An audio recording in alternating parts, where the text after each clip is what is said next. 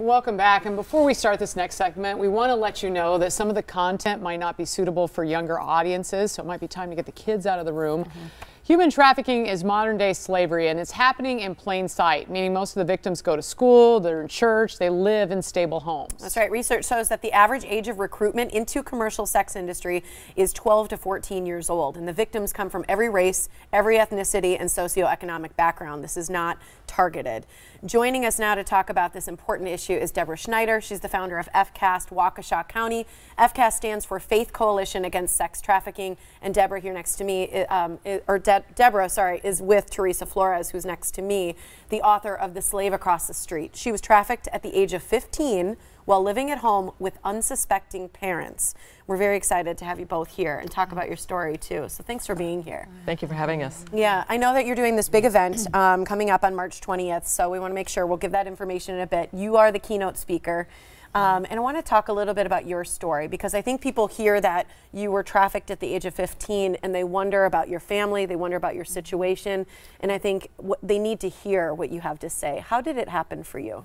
I was just recruited by a cute boy. I thought he was courting me, but actually he was grooming me. Your age or a little older? He was a couple years older, but in my same grade at school. And then he had some cousins that were within this organization as well that were a couple years older than that. So it was a part of a big network, but I had no idea that that I was vulnerable even. What makes your story unique? Because I'm just shocked that this could even happen. Right. Well, most people think like if you're trafficked in America, you're kidnapped. Absolutely. And that's only 3%. A lot of kids are recruited. They're trafficked by parents. That's a huge number of familial trafficking. But for me, and the largest one is by somebody that recruits you in, that acts like they like you.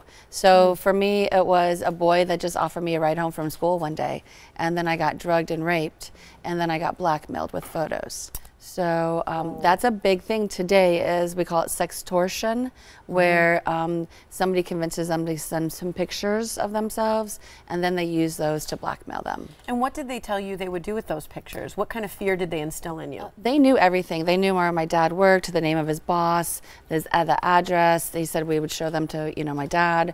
We would put them all around school, and I was new there. It's not like people would be like, no, that would never happen. They would take them to the priest at church. So they had very, very big threats against me. Big stuff. Now, Debra, I know for the event tonight, why did you choose Teresa to speak?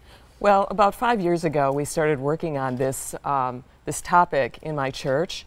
And what we did is we started looking at just the whole picture of trafficking. And we thought, we really have a lot of trafficking that's going on here locally, and we need to focus on the local area.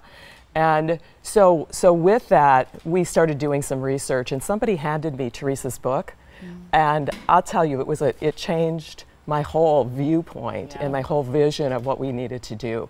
Because of course, I could relate to what it was like when I was, 14, 15, 16 years old, and I'm thinking, that could have been me. Oh, for sure. Very easily could have been me. And then looking at my two daughters and, what was going on there, and how do we keep our kids safe? Important. And so I knew that at some point we'd love to have Teresa come and tell her story, because it is just really impactful. Did you ever tell anyone? I know that you were so afraid of your family finding out, but did you ever tell a friend or anyone? You kept it all to yourself? No, I mean, the threats were so huge. I mean, it wasn't just that we're going to show these pictures, but then it got raised to the bar to, we're going to kill your family, and they followed me everywhere. So, and you got to remember you're a kid, so you believe what they say. You're 15 at the time. Right, How long did this go on? For 2 years. Wow. How did you get out? By a miracle, really, really a miracle. My dad got transferred, not just from the next city or the next state, he got transferred 1,000 miles away. And I didn't tell a single friend, I didn't tell anyone, and I was really literally able to escape. I do know that they were trying to find me after that, but it's important to know too that, Each survivor has a different story, but they're all common threads, and most don't get to escape. Most die in this. Right, you guys have a campaign, this SOAP campaign. Explain that to me, because I think it's fascinating, and this goes into the hotels, which were a lot of, unfortunately, I don't even want to call it business, but a lot of the transactions take place. Correct. Describe what you do there. So S.O.A.P stands for the Save Our Adolescents from Prostitution. And I came up with it 9 years ago because I wanted to do more than just talk about this issue. I mean, raising awareness is really important, but people get angry and they're like, what can I do? And I didn't have anything to tell them. Donate money, pray, I don't know. Right. And so, you know, and so, so we decided to put a label on a bar of soap with the National Human Trafficking Hotline number on it. And people could help me do this. I mean, we've had 9-year-old kids label soap. We've had 94-year-old nuns label soap, and it had to be the soap because some of these hotels don't carry shampoo and conditioners, and so, but they all have to have soap because of Board of Health regulations. And she's there, she's in that hotel, and so it was really important for me to reach her in her hour of need. And so that's how it started. And we go out to hotels and motels usually a week or two before any major sporting events comes to town. Because that's a big moment in the town. Right. Talk about some success stories. Has this worked? Have you seen it help stop human trafficking? Yeah, we did it a week ago in Detroit, and 3 girls were found in one hotel. No they way. said they're here right now, and so we were able to call the police and go get them and rescue them. Now, who recognized it? Was it the front desk? Because you've got this. And they say not to get involved right away, list. but to call the number. Talk about the list of all the things that we should be looking for. Was it the front desk people that recognized? Yeah, because we take out a missing children's red poster flags. from kids that are missing from this area, like now. And so we take that and we ask them, hey, do you recognize any of these girls? Sometimes housekeepers would be like, oh, I seen her in and out of here all the time. I didn't know she was missing. I just thought she was a runaway, a bad kid. You know, like, no, someone's looking for her.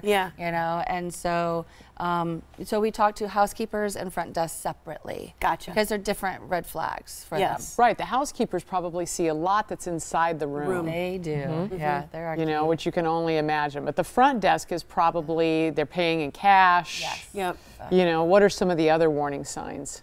Girls checking in that seem very young, maybe with no clothing, or maybe it's in a bag. Or not appropriate clothing for the weather. Exactly. They're with an older person, not speaking, there are no eye contact. So even we had one hotel clerk say, we see this guy checking in every Tuesday. You know, we thought it was for business, but he comes with a different boy each week. It's not just girls, right? It's not just boys. This event is tonight. It's important for people to come learn more.